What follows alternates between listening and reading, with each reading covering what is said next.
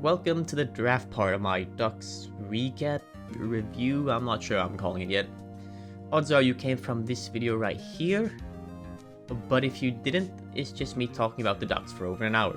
I would recommend watching it, at least if you're interested in the Ducks, either after or before this video. The order doesn't really matter. So this is my Ducks mock draft video, and the Ducks have the following picks to use this year: 3, 31, 35, 58, 66, 68, 79, 100, and 164. I'll just be going top to bottom here, who I'm taking, why I'm taking them, etc. I think you'll get the hang of it quite quickly if you don't understand. So without too much further ado, let's start from the top with that number 3 overall pick. Now, what do we do with that number 3 overall pick? There is such parity in the 30 pick area. What separates several guys from each other here are minor details and very personal values. I could make arguments for quite a lot of guys here, and you know what? I think I'm just going to do that instead, because it is really hard to pick out one guy in the bunch here. Now, I am assuming Levshunov will go to Chicago at number 2. It does seem more or less settled that they will take him.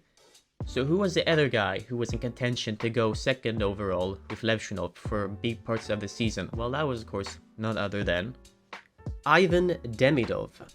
Ivan Demidov stands out as the most skilled prospect in the draft, and I would argue that he has the highest ceiling out of anybody in the entire draft. Demidov has very remarkable puck handling and playmaking abilities. He will transform any ordinary play into a highlight.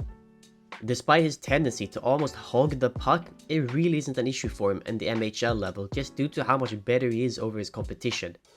Demidov displays excellent anticipation and a relentless motor. He plays with a level of engagement and game sense that leaves very little to be asked for.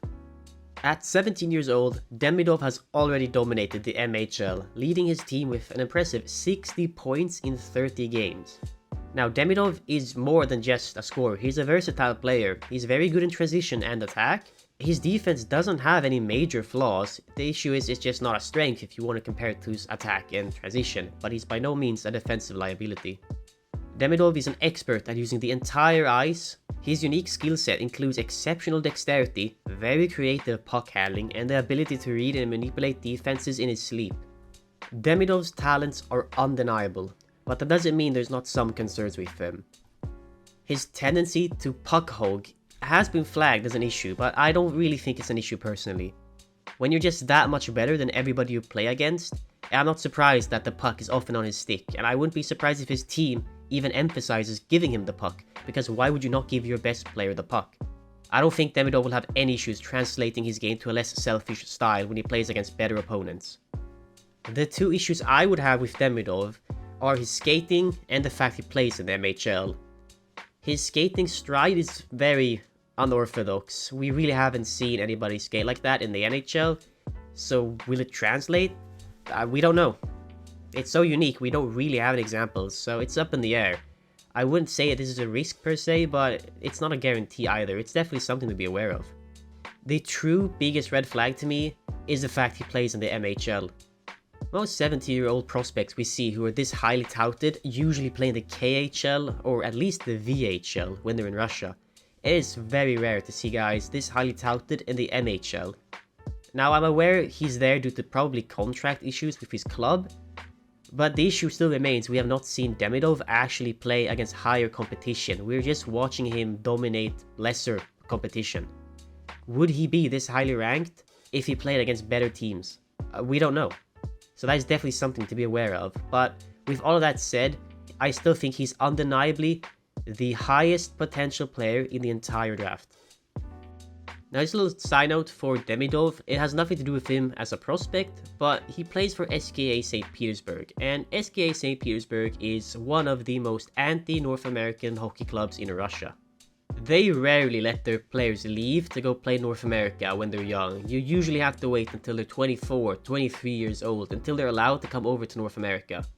And I believe a lot of teams are definitely taking this into considerations when they're going to draft Demidov. Do they have time to wait at least 3 years before he can come over? His contract does end now this year, but knowing the Russian Hockey League and just how stuff is done over there, This will not be the first time a hockey club has used intimidation to force a prospect to stay longer than they want. So I think this is a real concern for Demidov, and he might slip just because of that. Moving on to the second Russian projected to possibly go third overall in the draft, it is Anton Silayev. Silayev is one of the biggest wildcards in the top part of the draft. His stock seemingly is anywhere from going third overall to not even making the top 10. Standing at a massive 6'7", he has remarkably good skating abilities. Silayev's skating is an elite standout feature, and he is, in my opinion, the best skater in the entire draft. His mobility and explosive speed combined with his large frame and long reach gives him an extensive defensive range and the ability to disrupt almost any play. Silayev does join the rush too in attacks, and that does add to his appeal. The issue is he hasn't really showcased a very mature offensive game yet in the KHL. I argue Silayev has the highest potential out of all of the defensemen in this draft. Now I do want to make it clear, he's a 17-year-old playing in the KHL, and he's playing top minutes too. It is never an easy ask for any player, no matter where they're going in the draft, to be able to handle this. That is why projecting his hockey IQ is just straight up hard. If teams think there's a lot more potential for growth here and that he can reach it in his hockey IQ and decision making aspects of his game, do not be surprised if he goes off even at 3. Silayev is an incredibly unique prospect with a very rare combination of size and skill. The only questions for Silayev simply are, can he improve his offense and hockey IQ? And if teams think he has significant growth potential left here and will reach it, he will be drafted very highly. Moving on from Russia, let's go to sunny California and go to Zeev Bium. Bium is regarded as the best draft-eligible defenseman in college hockey. His exceptional performances as a freshman and leading the country in scoring among defensemen in the NCAA, while managing significant defensive responsibilities too, it has cemented his status as a top prospect for the draft. Bium excels in transition, often initiating plays from his own zone with precise puck movement. His ability to join the rush at the right time and create offensive opportunities is a key aspect of his game. Bium's defensive skills are highlighted by his ability to maintain tight gaps and guide opposing players away from dangerous areas. He is effective at disrupting plays, using his stick to separate opponents from the puck and creating turnovers. His hockey IQ and hockey sense allows him to read plays and react accordingly, making smart decisions with the puck in all areas of play. His anticipation is excellent and he can find openings sometimes before they even are open. The knocks on Bium's game are that he does seemingly rely more on opposition mistakes for his chances rather than creating his own. Against better NHL players, those mistakes won't be as easy to come by and exploit. His defense would also still need another season of refinement before he could start taking on NHL players. There are some concerns about his skating, and specifically it's the explosiveness of his stride. He needs to change his skating posture and refine some mechanics to solve that. With all that said, Bium's floor is seemingly a top 4 defenseman just due to his solid two-way play. He is likely to be able to contribute in many aspects, including penalty kill and perhaps in power play units. If he can continue to develop his offensive creativity and consistency, he has the potential to become an elite two-way defenseman. The question just is how much growth is in it for him. You're looking at worst, I think, a top 4 guy, and at best, a guy who will be on your first pairing and could be an elite defenseman in the NHL. He is from California too, so that'd be a nice storyline, if nothing else, if the Ducks would take him. Now let's go north to the best offensive defenseman in the draft. Of course, it's Zane Parekh. Parekh is highlighted as the best offensive defenseman in the draft, and it's not even close. His game-breaking ability and potential to lead any power play unit, and any offense really, is well known. Parekh's exceptional performance in the OHL this season with 96 points in 66 games is just ludicrous. Parekh's game is built on a strong skating foundation with good mobility that allows him to effectively evade defenders and create opportunities both in transition and in offense. His ability to manipulate defenders and create openings is his key trait, using fakes, feints, and other moves to bend the defense to his will and open up space. Parek's shot is also good, even from range, and his passing abilities make any defense forced to respect either options and can't just commit to one. You can't just close Parek out, cause then he will pass, but you can't play passive on him, cause then he'll shoot.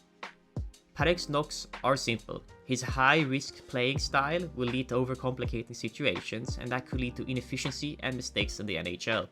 Defensively, Parek was lacking this year, but over time he has shown significant improvement, and he's stated that he is committed to improving his defensive game even more.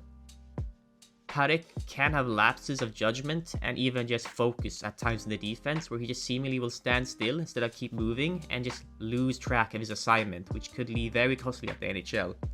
Parek's transition game needs a bit more maturing and a little less risk taking, and his defensive awareness needs refinement to find success at the NHL level. Parek is a dynamic offensive creator from the blue line with a highly translatable offensive style for the NHL. The real only questions you have for him is how much can he grow his defensive game to go along with it. At worst, you're looking at a power play specialist who you're going to struggle to slot in on top minutes because he can't play good defense. But at best, you got one of the best offensive defensemen in the entire league. Staying in Canada, next up is the best power forward in the draft, hands down. Of course, it's Caden Lindstrom. Lindstrom was a standout forward in the entire WHL. Lindstrom is the best power forward prospect in the entire draft. With a very unique blend of size, speed, skill, and hockey IQ, Lindstrom possesses all the attributes necessary to become a great power forward at the NHL level. Lindstrom is a big offensive threat, and he is fearless, utilizing his size, speed, and agility to drive plays both down the wings and through traffic. He is just very hard to stop. He's a very inside-focused player and has to be guarded even without the puck. Boasting a powerful shot that is a threat from any range, he combines the ability to finish in tight spaces with the ability to shoot anywhere on the ice. As most top offensive threats, Lindstrom still has a very good playmaking abilities, which forces defenses to respect him no matter where he has the puck, and give him a bit more time to not commit and accidentally leave something open. Lindstrom is a good defensive forward too, using his motor and large frame to suffocate play along the walls. Lindstrom took big steps this year hinting that there could be significant growth to his overall game still. Lindstrom's faults are quite simple really, and they're easy to diagnose. He relies a lot on his massive frame, and almost too much, because he can bully most WHL players with it, whereas in the NHL I don't think that's going to work as well. He does have some consistency issues, and can go from the best player by miles on the ice to just a decent player, but not a guy you'd think would be going in the top 5. Another aspect is injuries, and I think you've probably heard this one before, but his medical records does read not someone who's in their draft eligible year, but somebody who's played 10 years in the league already. And if teams think there are long-term concerns with his injuries, they will pass on him. But with that said, Lindstrom's combination of offensive prowess, defensive reliability, and potential for growth just make him the best power forward prospect in the draft. He has the ability to impact the game in almost any way, and if there is big room for more development, I think Lindstrom has the makings of a future NHL star. It really comes down to how much growth there is left, and those injuries of his. Are they one-offs, or are they something bigger? I would not be mad at all if we draft Lindstrom, because if we draft Lindstrom at 3, that means our scouts are both convinced he has more growth, and that his injuries are a one-time issue, or at least not long-term issues. And if they think that it's a good bet to take, well, who am I to say it's not? And for my final player in my list who I think could maybe be going at number 3, it's probably the dark horse pick to go at 3, and it's Sam Dickinson. Dickinson is a standout defenseman for the London Knights in the OHL. He's one of the most promising two-way defensemen in the draft. He has elite skating, good physical presence, and significant offensive tools. Dickinson will have impact in the NHL.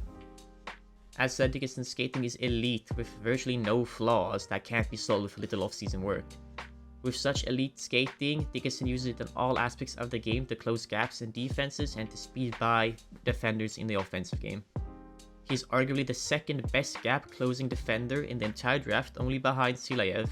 In offense, Dickinson is decisive and effective with the puck, often knowing what he wants to do with the puck before he even receives it. He has a great shot too, and is still a great passer, making really both options threat for teams, and depending on how the defense reacts, he will act accordingly.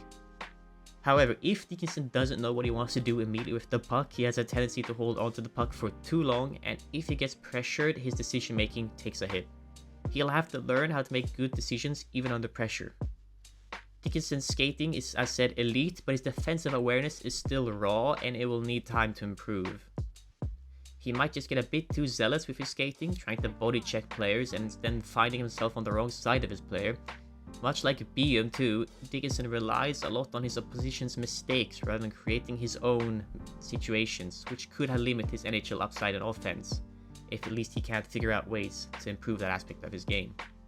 Sam Dickinson's elite skating, defensive skills, and offensive upside make him one of the best two-way prospects in the draft. Continued development in his hockey IQ, playmaking ability, and ability to assess the situation under pressure will unlock his full potential.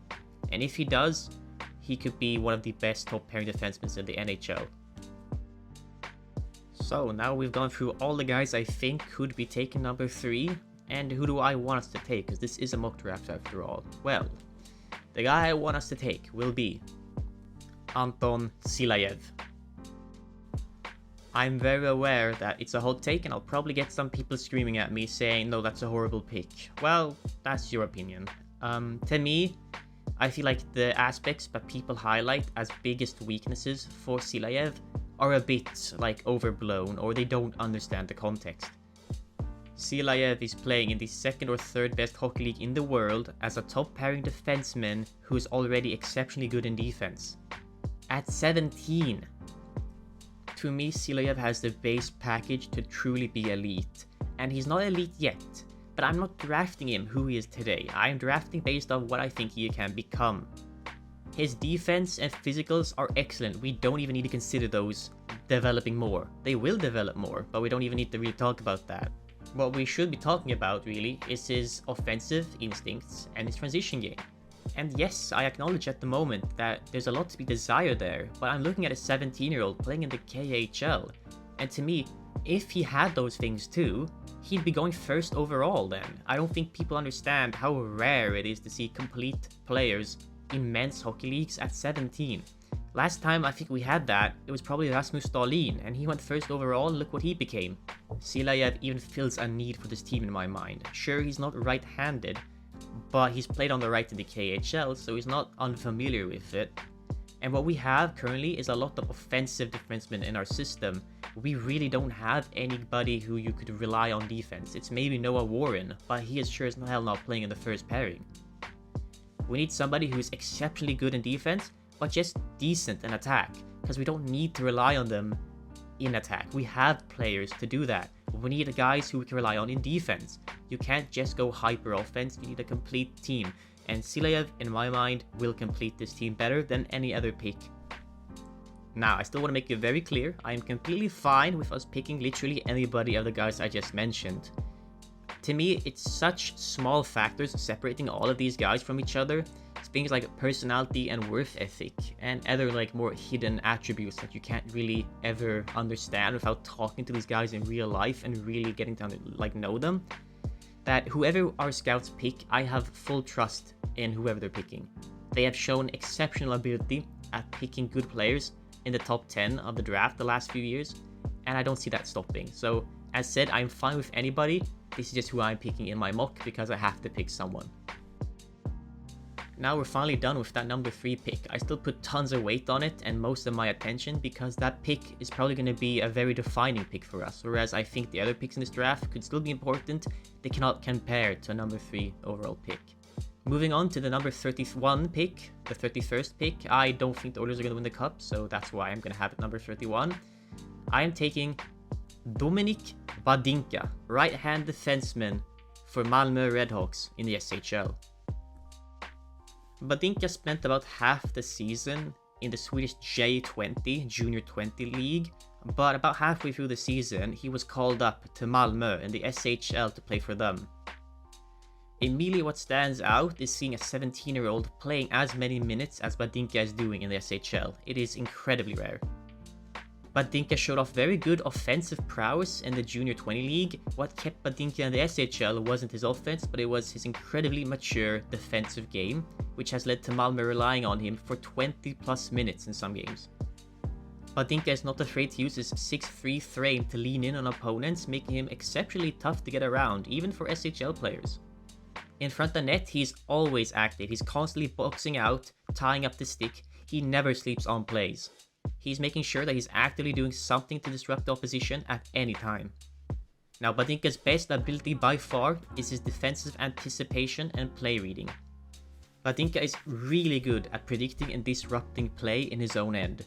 Where most players of his age would probably get lost in cycles, Badinka thrives and is very proactive in reading and anticipating where the puck's gonna go. His defensive play reading is just simply phenomenal. With the puck, Badinka shows an almost unusual maturity. He rarely plays flashy, instead making the effective, simple plays. He is very rarely going to be a liability with the puck. Badinka has shown flashes of being able to translate this poise and maturity and anticipation to his offensive game in the SHL, but it comes in flashes.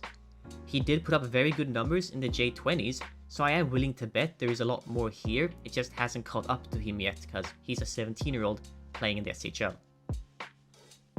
As I said earlier, our right-handed defenseman pipeline is kinda barren. We have Luneau, who looks like he'll probably be a second pairing at best. I don't think he'll ever be able to really be a first pairing guy. And we have Noah Warren, who at best I think will make a third pairing guy. And that's if both of them pan out. So our pipeline is really barren, and that's why I'd like to add a guy who is at worst, I think, a third pairing guy, and definitely has upside to be a very good second pairing guy. I always like to look for players who are able to play good minutes in men's leagues, and Badinka is able to average over 40 minutes per game in one of the toughest leagues in Europe. I think he's being criminally slept on.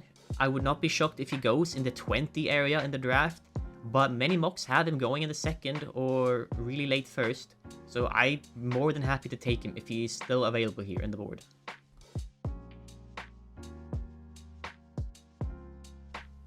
Moving on now to our 35th pick. It's in the second round, and here I want us to take Dean Letourneau. Letourneau is a massive right wing who stands at 6'7". Now it's quite easy to stand out with that large of a frame, and Letourneau shoots out on the score sheet too. 127 points in 56 games. Even if it is in the prep high school circuit, that many points will always stand out. It is quite easy to discount Letourneau's stats because he's in an easier league, but it is the fact he is 6'7" and has the skating and hands that he has that really makes him intriguing. Letourneau is a very good passer. He plays a style of game that doesn't remind you of a player who's 6'7", but of a much more nimble one with give and goes or quick surprise shots between defenders' legs. Of course, when you stand at 6'7", you'll have a good physical game and good physical skills, and Letourneau already has the basics of any power game down. Good luck to anybody who's gonna have a 6'7" guy coming down to forecheck you. Letourneau has a good shot with a lot of power. He uses his length to generate a lot of torque, which translates to a lot of power in his shots. He's not all power, he has decent aim, but the issue is at the level he plays, he hunts volume over quality, because it's a very viable strategy against the goalies he faces. Letourneau has good skating, good shot, good vision, and good hands, so what is the issue with his game really? I think the biggest knock you'll find on him when you're reading reports and watching his game is that sometimes his energy and motor are non-existent. He'll just go into a cruise control mode and not even really exert any effort at all. The question you have to ask really is, how much is it because he's just a step above the competition, or is there more glaring issues here that he just maybe doesn't have the motor to go at all times? I don't know, but I'm willing to bet that it's probably just because it's too easy a competition for him, and I would be really happy to draft him here in the second round. Letourneau, of course, also fills the role of being a right wing. Our right wing prospect system also isn't very good. We don't have a lot of right wing players, or right shot players rather. I think adding a guy who could definitely play on the top 6 if potential is reached is a bet I'm willing to take.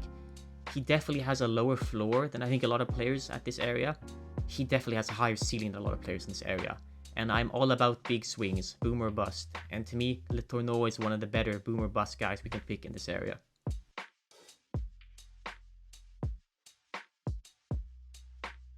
Moving on to the other second round pick we have, it's Boston's number 58 pick. And here I have us taking Thomas Mercic. Mersic has one of the best shots in the whole draft, hands down. His shot is accurate, lethal, and fast.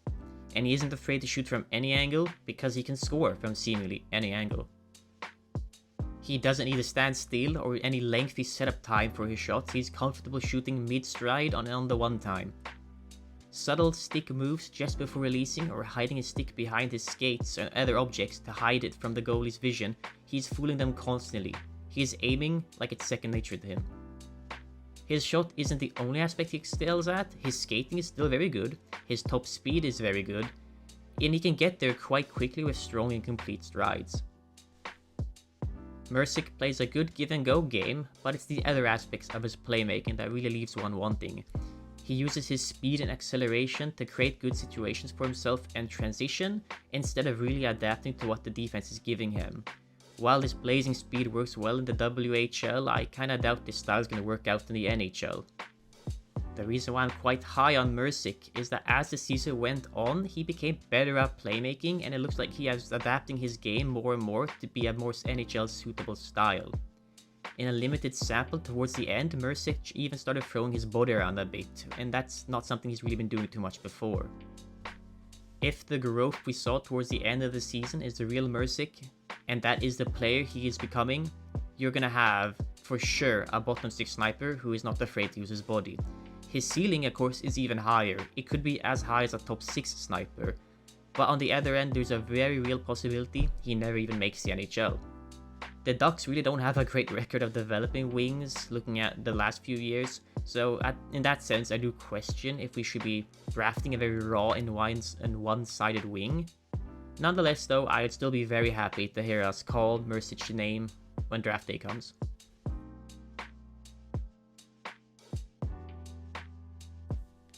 Moving on again, now we're at pick 66. This is the Sharks' 3rd round pick. At 66, I was taking Lucas Fischer. Fischer is the youngest player in the entire draft. He's only 7 days away from being not even eligible to participate in this draft and instead being in 2025 draft. I usually don't pay too much attention to age. Such extreme outliers do get my attention. Fischer is basically a draft -1 player who you can draft right now. In that sense, there means to me there's a lot of room for development or hidden development that we don't see yet, and teams and people might not really be accounting for that. You are getting a chance here to take Fischer before he really takes a big jump in his game. Now here I'm providing some previous prospects progression. These are 2nd round picks who all played in the CHL, so the various Canadian hockey leagues. And here is their jump between D-1, their draft year, and their D+1 years. And as you can see, most already take a big step from their D-1 year to their draft year. And then usually you'll see another big step from their draft year to their draft +1 year. Some do stagnate or even regress, but also if you look at the plus-minus of the teams, you can tell many times when their teams take massive steps backwards, the prospects' production also will dip a bit.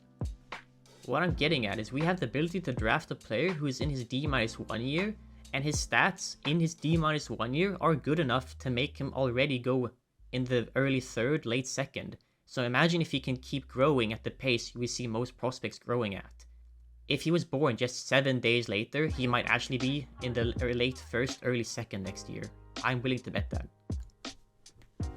As a player, Fischer has good skating and he's not afraid to use his body at all. Consistency in defense is an issue for him, but if we treat him as a D-1 player instead of a draft year player, it goes from a bit problematic to just completely expected. Fischer shines in offense. He's grabbed half a point per game on a not very good Sarnia Sting team. If we can expect a more typical growth curve along with his team getting better, there could be some monster growth here teams are sleeping on. Fischer is a developmental pick for sure, and he'll probably need 3 to 4 years before he ever makes the NHL. But we don't need dire defensive depth right now, and with a late 2nd or early 3rd round pick, many times you don't see them for years anyway. I am more than prepared to wait to make sure that we get a great developmental pick, and whoever takes him could have a really good second pairing defenseman if developed correctly.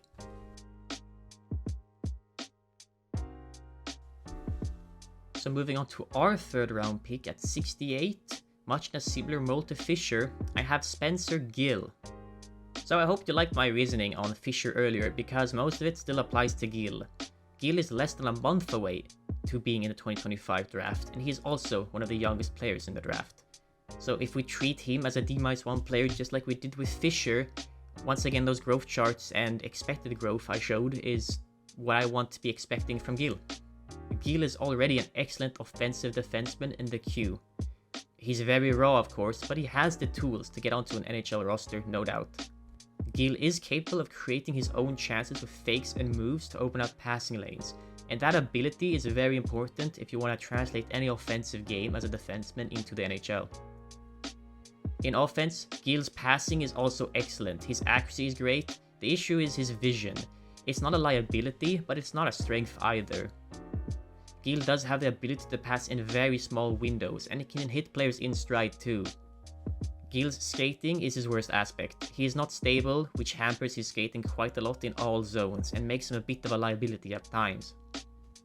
If you focus on his skating, which I think is very possible to do, and his vision would get better with age, which I think we can expect, he's already 6'3", you might just be able to see him grow into a 6'5", 6'4 player, and that's good enough to be a second pairing 2A defenseman. The same reason as I want Fisher still applies to Gill. I don't think Gill will be able to make the NHL for at least 3 years, but looking at his tools, age, and what he's already accomplished, he's a great developmental prospect, and I'd be more than happy for us to pick him.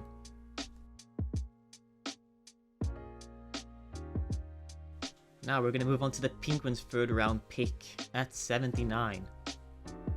This pick is a bit of a pet project of mine. It's probably the individual pick I'm most passionate about, because I've been following this guy for over a year now, and I felt like he was always slept on by the prospect and scouting community overall, both professional and amateurs. However, I was hoping that he might be able to be slept on a bit more so we could grab him this late, but some very credible scouts have actually now started to notice him, which is why I've had to move him from taking him at 100 all the way up here now to 79. I am talking about Swedish goalie Marcus Gidlöv, who plays for Leksand in the J20 League. I think Gidlöv is by far the single biggest wildcard in the draft, at least to me. He's a guy who some have projected early in the second, others don't even have him in the 6th round. A towering 6'6" goalie, Gidlöv's frame alone takes up almost all the visual space in net for any shooter. So the issue is, why is he ranked all over the place? His true issue is his lateral movement in net. It's not fast, precise, or good really in any aspect right now. However, with that said, I am more than willing to bet on him. As I've said before, he's 6'6", and his .923 save percentage in the Swedish Junior League, J20, this year is one of the highest save percentages any goalie has ever had in their first draft eligible year. Gidlöv played on a mid-team in Leksand, so it's not like he was getting carried by an elite team either. Damien Clara, who I think most Ducks fans now know of, he had 907 in the J20 when we drafted him. Now Gidlöv isn't as good of a prospect as Clara, but I'm still higher on Gidlöv than I think most people are. Gidlöv is incredibly raw, but at 6'6" you get a massive goalie who can block out most of the net for any shooter. His ability to seal the post is outstanding. His play tracking and anticipation is still very good, at least for the J20 level. The question I guess is, can he keep that going when he goes to higher levels? Odds are, as such a massive goalie, he will boom or bust. He has the tools and measurables to be something very good. Now I think worth of note for Gidlöv is that he's actually really good at saving between the leg shots, at least in the J20. And most really big goalies tend to be a bit more vulnerable to that, so he does not have the stereotypical weakness most massive goalies have.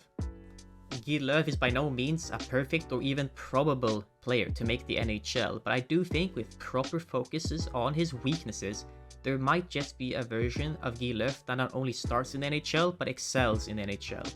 He's far away from that, but at this late in the draft, I'm willing to take a bet and hope that we get a true steal.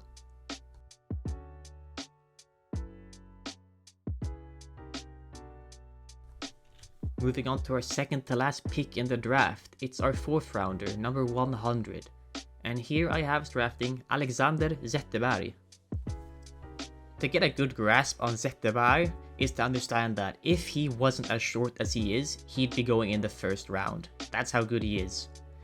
Unfortunately for him, he's 5'8", and that sheer gap in size he has to make up will just make many teams take him off their boards completely.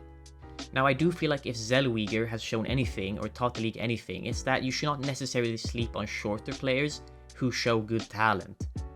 Zetterberg, of course, is not close to how good Zellweger is as a prospect, but that's also why I have him at number 100. Always in motion, Zetterberg's skating is good. It's not elite, but it's not horrible, it's just good. He's very agile in motion and very slippery, which makes a lot of opponents overshoot him, and that's going to be a very important aspect of his game if he's ever going to survive in any men's league, let alone the NHL. Now, to go along with his skating is a mind and IQ that has no issues keeping up and finding the optimal plays in the game. Zetterberg can pass easily too. He has no issue finding passes, and he's actually even anticipating openings before the passing lanes open up, so he can hit very tight windows. Off the puck, Zetterberg is always moving around and trying to get into pockets of space where he can just unleash his really quick and lethal one-timer. Zetterberg overall is a good shooter, and he can get the puck where he wants it to go quickly. As I mentioned earlier, his one-timer is actually unexpectedly fast and strong for a player of his size, and over the season, he's getting more and more accurate with it. Zetterberg's shortcomings are really clear. It's his size. Zetterberg has shown that he has that dog in him, at least in international play. He's kind of fearless, just going at players who have many inches on him. There are many players in the NHL who have been able to overcome their height deficits to play and even excel in the NHL and become stars. Of course, the issue is that there are a lot more players who never were able to make up for that height deficit and never play in the NHL. At peak 100, I love him as a boom or bust prospect, because if he booms, you're getting one hell of a player here, and if he busts, well, he's probably going to join most other players in this area who never make the NHL.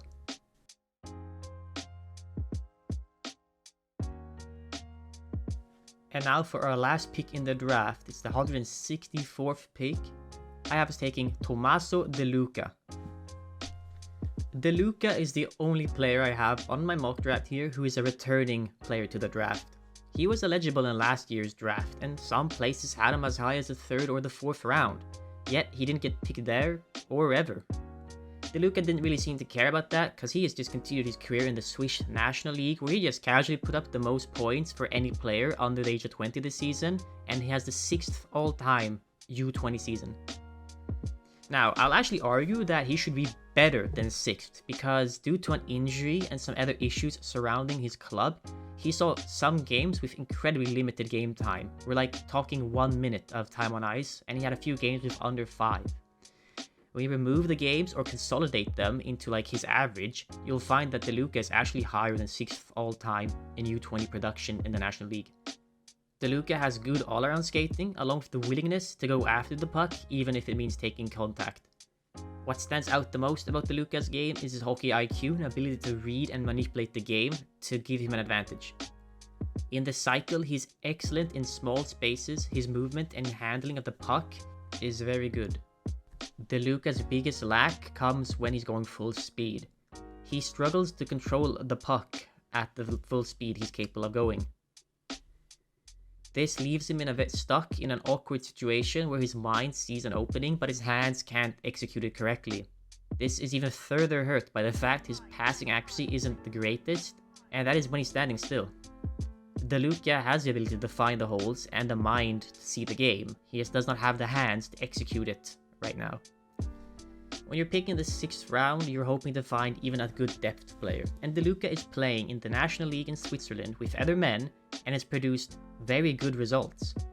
Could he continue that in the NHL? Probably not, but why not take a shot at him? He's shown that even through adversity, he went to the Swiss National League and put up one of their best under 20 seasons ever. To me, if you're gonna take a shot at someone down here, might as well take a shot at someone who's proven they can produce.